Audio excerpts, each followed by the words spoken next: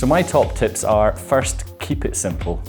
You know, you could do some really complex things for wellness, but it could be as simple as taking a carrot and ginger soup and renaming it a winter warming immunity booster.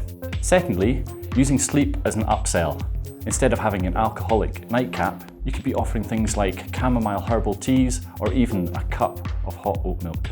And final thing is, this is happening. This is mainstream. We really all have to get on board. I think a key thing for me in running my retreats for 5 years is understanding that a main motivator is that people want to feel better after their holiday. They want to return home feeling better.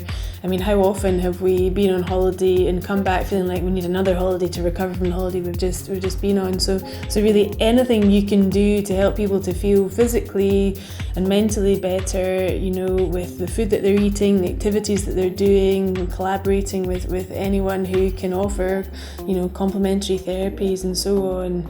The market is really wanting to feel well and feel better as they return home from staying with you.